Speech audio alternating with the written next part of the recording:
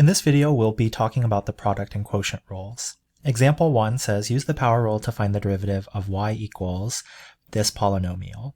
Now, before we can get to taking the derivative of this, we need to multiply this out.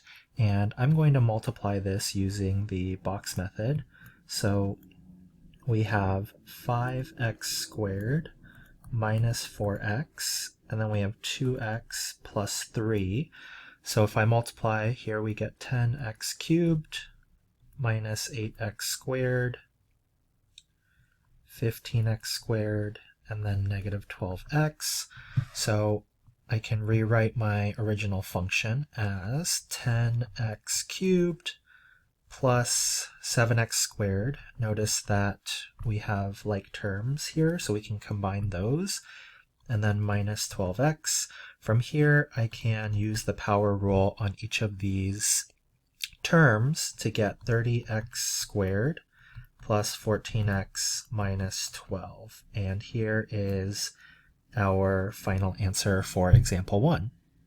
Let's see if there's another way we can take the derivative of that function using what's called the product rule, which says if f and g are differentiable functions, then the derivative of f times g is equal to the original or the first function f times the derivative of g plus g times the derivative of f. So one thing that I really want to emphasize is students will often think that if you are taking the derivative of a function times another function, I really want to emphasize this is not the same thing as the derivative of f of x times the derivative of g of x. If we want to take the derivative of a product, we have to use one of these three rules. They all mean the same thing. They're just different notations. And the last one is really a mnemonic device. It says that you take the first function, multiply by the derivative of the second function, and then add the second function times the derivative of the first function. So in our example 2, it says use the product rule to find our derivative y prime. I'm going to label this to be my first function, or f, if you will.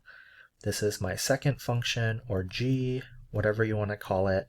And so if I want to take the derivative, then we take the first function, 2x plus 3, multiply by the derivative of the second function, so 10x minus 4, plus our second function, 5x squared minus 4x times the derivative of the first function.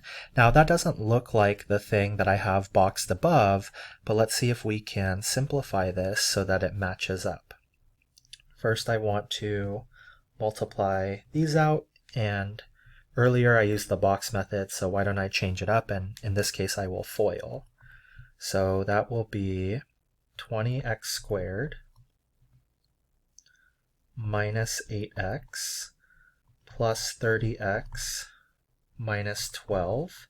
And then here I need to distribute this 2 into both of these terms, and doing so will give me plus 10x squared minus 8x. I'm just going to highlight some of my like terms here.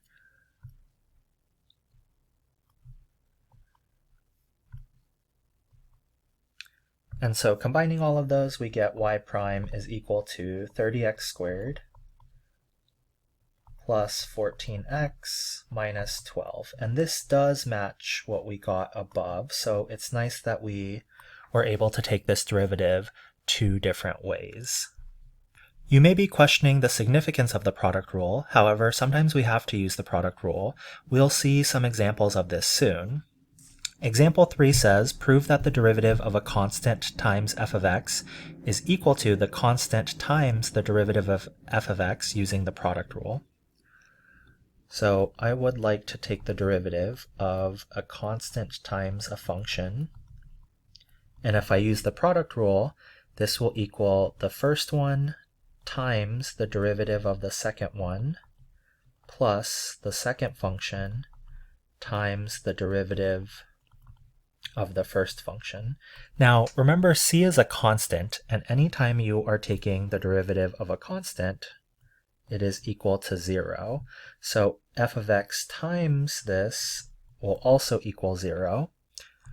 So we are left with c times f prime of x, which is the same thing as if I were to write this using the Leibniz notation of our derivative.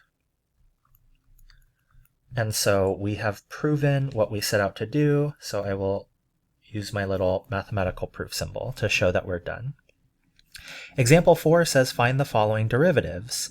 Part A, we would like to take the derivative with respect to x of x times e to the x. Now, this is an example where we would have to use the product rule and we don't have a choice. And so if we were to split this up, we could call our first function x and our second function e to the power of x. And so if I were taking this derivative, it would equal the first function times the derivative of the second plus the second times the derivative of the first. And that would give me x times e to the power of x plus e to the power of x times, and then the derivative of x with respect to x would be 1. So if I wanted to, I could also factor out e to the x and rewrite it like this, and this would represent our derivative. In part B, I'm going to label f of x, or f, to be e to the power of x, and then g of x is 4x squared minus, instead of writing the square root of x, I'm going to write it as x to the 1/2 power, so it makes it easier when I need to use product rule. So this derivative is equal to the first function times the derivative of the second function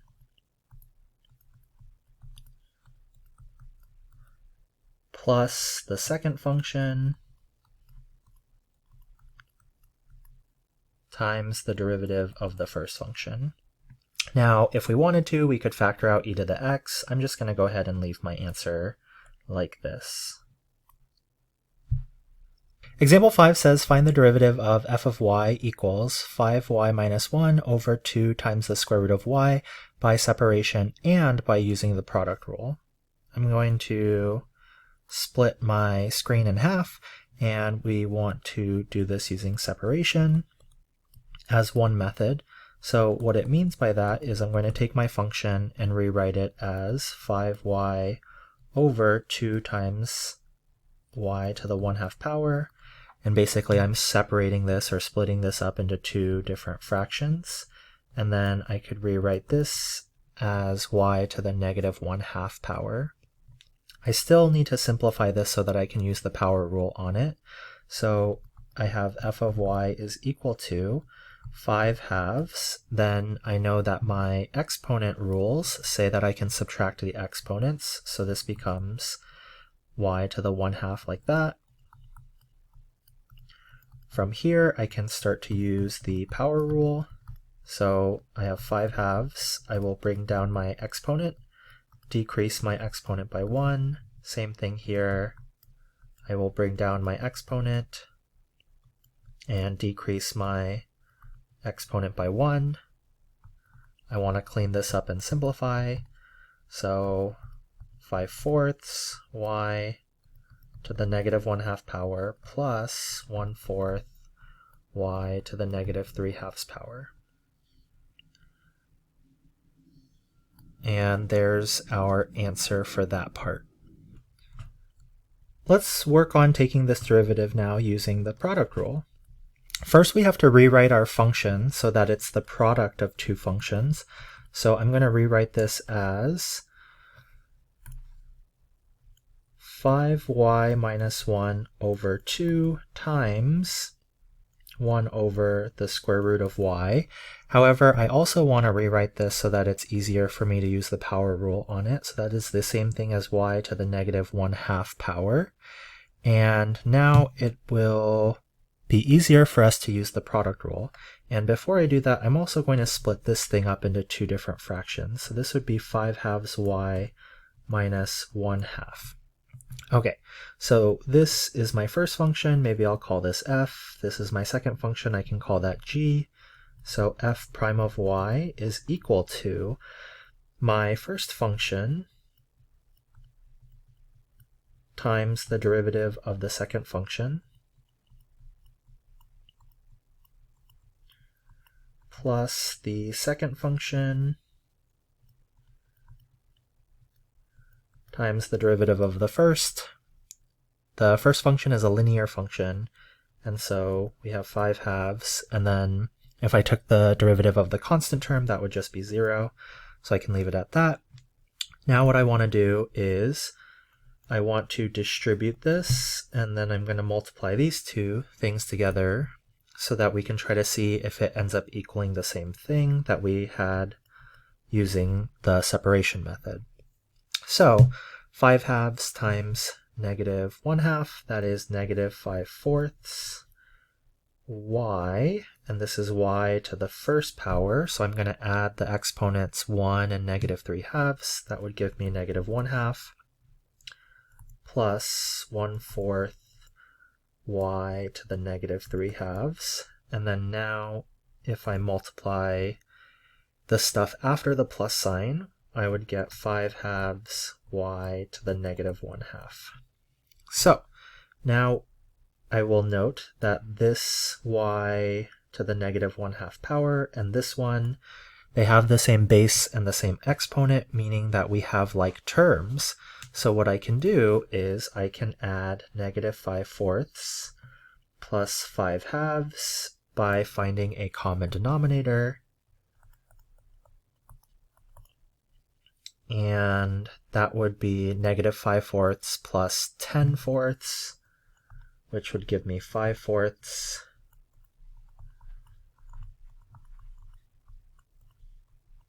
And notice that this is the same derivative function that we found using the other method. So notice that both of these methods work here, which is a nice way to check our answer. What if we wanted to find the derivative with respect to t of the fraction e to the t over t plus t times the square root of t? In this scenario, we can't separate this fraction because our numerator is a single term, so we can't separate that into multiple fractions. And since we don't know the derivative of this thing, we cannot use the product rule. Therefore, we need to rely on other methods. This is where the quotient rule is going to come in. And it says if f and g are differentiable functions, then the derivative of f divided by g is equal to the derivative of f times g minus f times the derivative of g all over g squared. And these are just three variations. In terms of a mnemonic device, I like the last one, so I typically will say bottom times the derivative of the top minus the top times the derivative of the bottom over the bottom function squared. Let's put this into action. Example 6 wants us to find the derivative of that same function we've already taken the derivative of twice, now using the quotient rule. So I have f prime of y. I'm going to identify my top function, f of x, or excuse me, f of y. No, let's just call it the top, since. And then the bottom is equal to 2 times the square root of y, which is the same thing as 2 times y to the 1/2 power. So f prime of y here is equal to the bottom function times the derivative of the top, which would just be 5, minus the top function times the derivative of the bottom function. So if I brought down the power of 1/2, 2 times 1/2 is 1, and then I'd have y to the -1/2 power, all over the bottom function squared. Let's clean this up. So 5 times 2 is 10, and then I want to distribute that y to the -1/2 in, so that'd be 5y to the -1/2 power plus y to the -1/2 power. Oh, excuse me. This should be +1/2. There we go. That looks better. Over, and then if I square the denominator, 2 times 2 is 4, and then the square root of y squared would just give me y like that. So notice that these two things here are like terms, so we can combine those. That would give me 5y to the 1/2 power plus y to the negative 1/2 power over 4y. And now I can split this up into two different fractions. That would be 5/4 y to the 1/2 over y plus y to the negative 1/2 over 4y. And then this would give me 5/4 y to the negative 1/2 power plus 1/4 y to the negative 3/2 power. So once again, we get the same derivative function that we saw the previous two times. Example 7 wants us to find the following derivatives using the method of our choice. In most of these, we're going to have to use the quotient rule. So in part A, I have my top function equal to e to the power of t, my bottom function. I'm going to rewrite that as t plus t times t to the 1/2 power. Both of these have the same base, so I can add the exponents. So I'm going to rewrite that. 1 plus 1/2 is 3/2. So now I get that the derivative is equal to the bottom function times the derivative of the top minus the top function times the derivative of the bottom, which is going to be 1 plus, I'm going to use the power rule, and 3/2 minus 1 is 1/2, all over the bottom squared. Now, if you're in my class, I'm totally okay with you leaving your answer like this and not simplifying it. But a caveat to that is something I mention is in the future, in later sections, we're going to have to take the derivative of functions like this again, and it becomes a lot easier to take a second derivative when the first derivative is in a form that is simplified. But we're not quite there yet, so I'm just going to leave my answer like this. And I will go ahead and simplify the other two when we get to those. All right, for part B, our top function is e to the power of x, and my bottom function is 1 minus e to the power of x.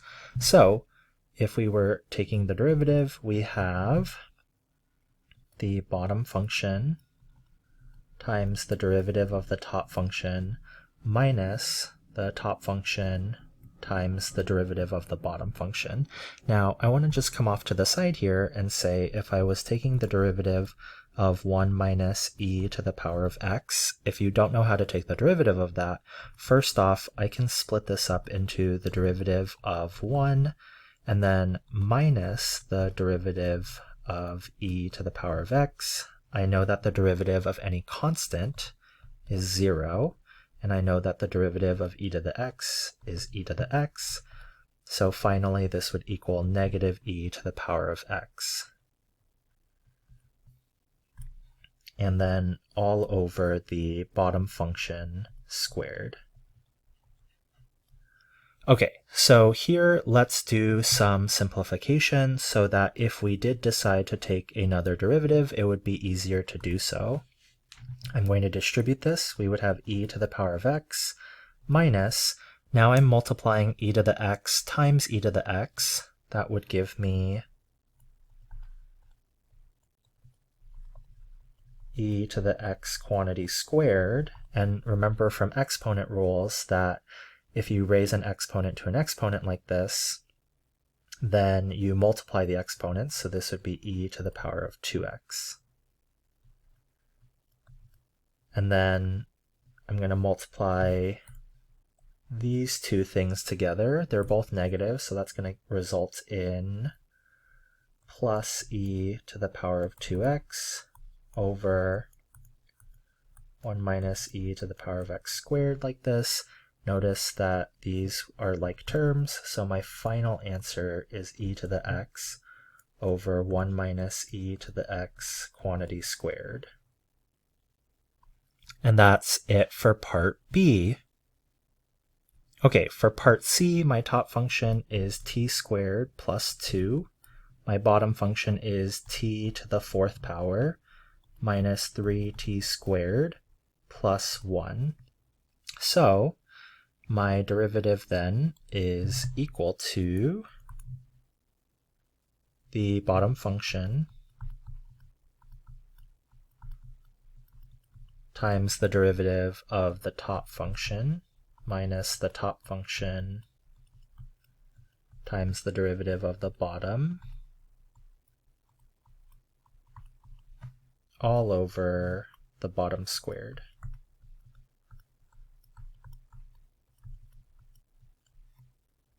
Now, again, at this stage, I'm totally fine if you leave your answer like this, but if we wanted to do simplification so that we could take another derivative and it make our life easier, I can distribute this 2t in, and then I can also FOIL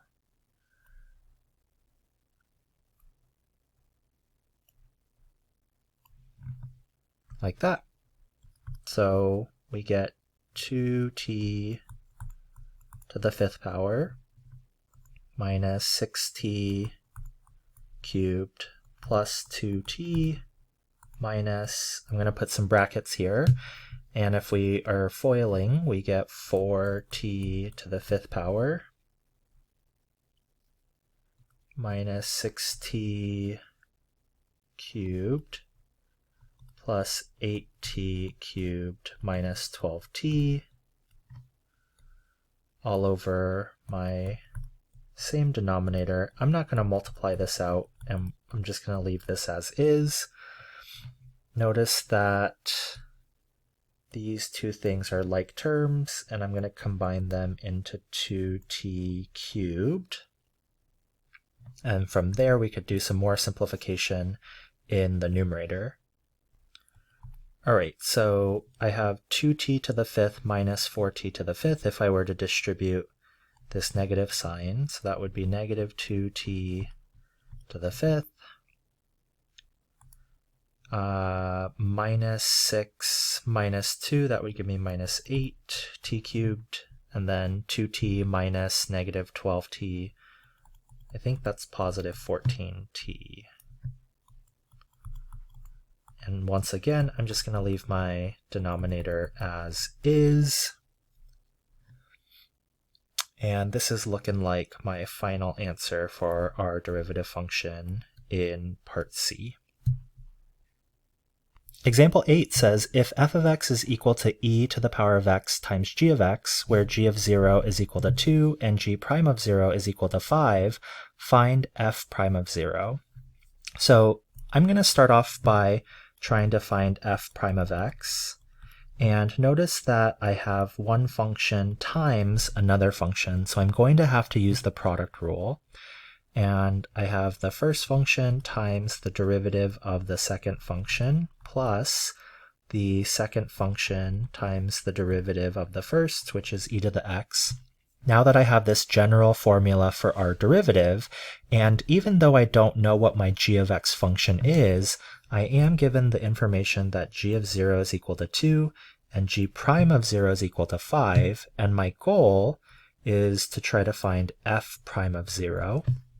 So if I do this, then I can replace all of my x's with 0. That would give me e to the 0 times g prime of 0 plus g of 0 times e to the power of 0, like that. And e to the power of 0 is equal to 1, so really this turns into g prime of 0 plus g of 0. And we know what those things are. I've highlighted them up above in yellow. That's going to be 5, and then g of 0 is 2. So my final answer here is 7. Look at that. So again, f prime of 0 in this case is equal to 7. Example 9 says, find equations of the tangent line and the normal line to the curve y equals 2x times e to the power of x at x equals 0. Once again, our function is the product of two functions. And so f I would call 2x, and g I would call e to the x. So if I'm finding the derivative function, I'm going to need to use the product rule. So it's the first function times the derivative of the second plus the second function times the derivative of the first function. So now what I'd like to do is I would like to find y prime of 0 because it tells us to find the tangent line equation when x equals 0. And by doing this, we get 2 times 0 times e to the power of 0 plus e to the power of 0 times 2.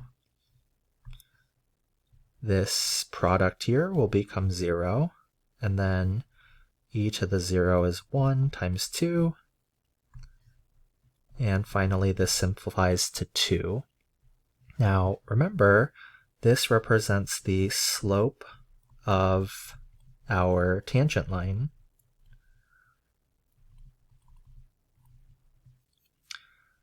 At x equals 0. In order to create the equation of a line on the xy plane, we need a slope and we need an ordered pair that our line goes through. I know that my line is going to utilize x equals 0, but I don't know the y coordinate. So what I can do is I can now take 0 and plug it back into my original function. And if I do that, I have 2 times 0 times e to the power of 0. That is equal to 0. So the conclusion or the takeaway there is that our tangent line goes through the ordered pair 0, 0. So let's put all of this information together now. Okay. Oh, I erased it. We had earlier that y prime of 0 was equal to 2, and that was the slope of our tangent line.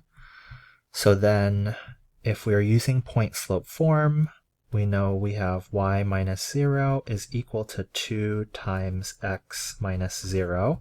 And really, I could simplify that and turn that into y equals 2x.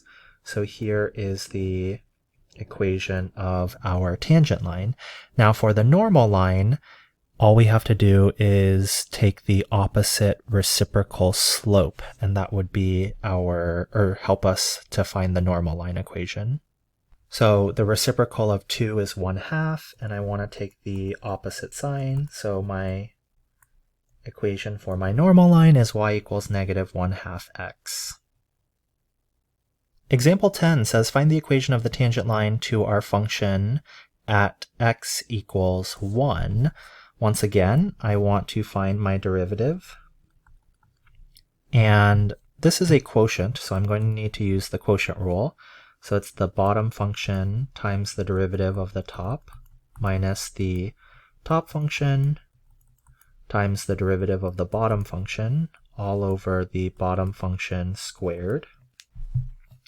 Now what I'd like to do is I'd like to plug in 1 into my derivative function. That's going to give me e to the first power times 2 times 1 minus 1 squared plus 1 times e to the first power over e to the power of 2 times 1.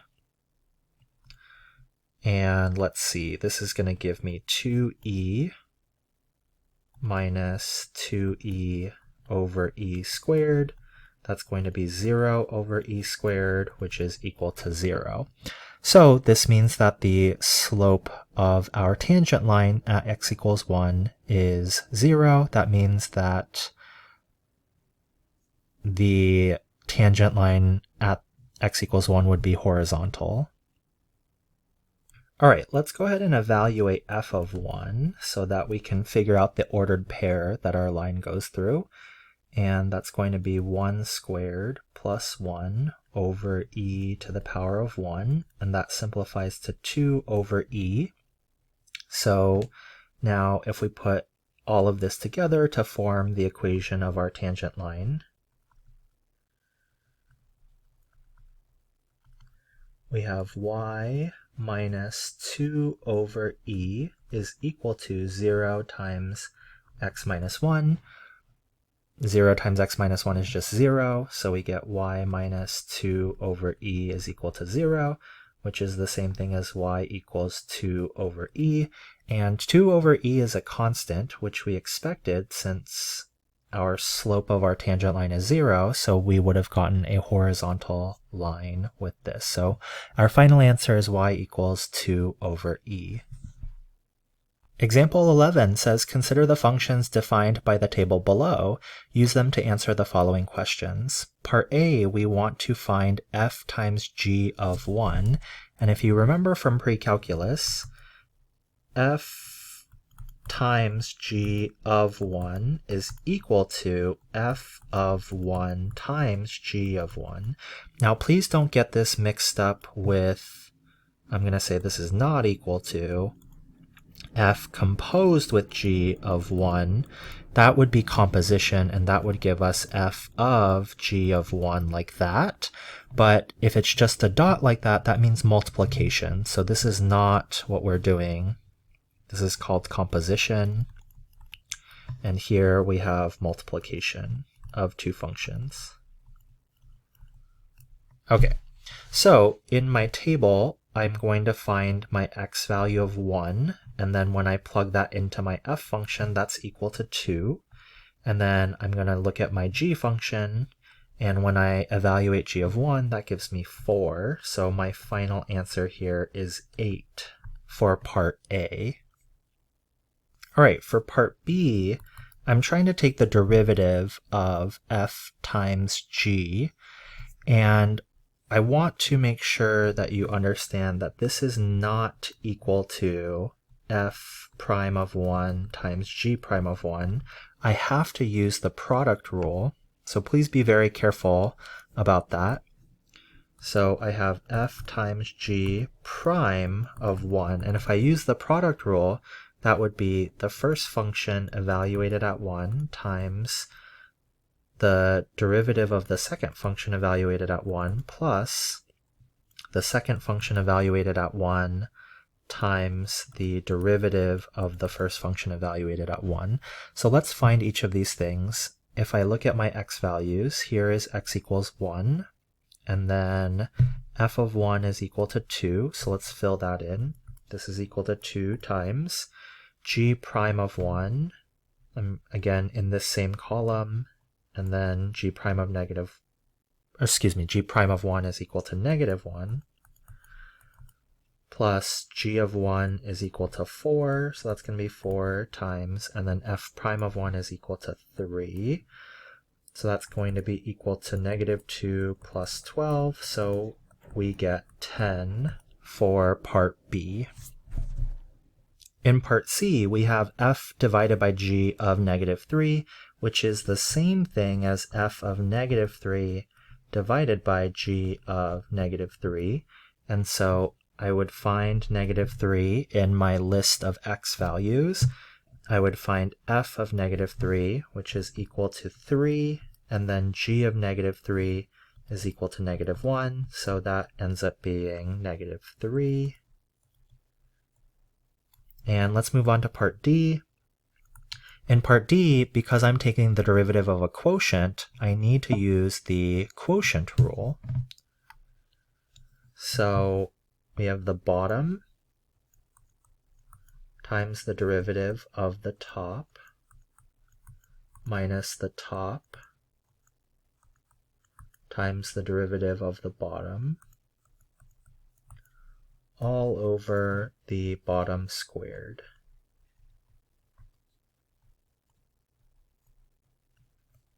All right, so I've gone ahead and I filled in some of those values, and let's simplify this now. We have negative 2 minus 6 over negative 1, quantity squared is positive 1. That's going to equal negative 8 over positive 1. And so finally, our answer for this is negative 8. Thanks for watching this video on the product and quotient rules. This concludes the video. Thanks for watching, and we'll see you next time.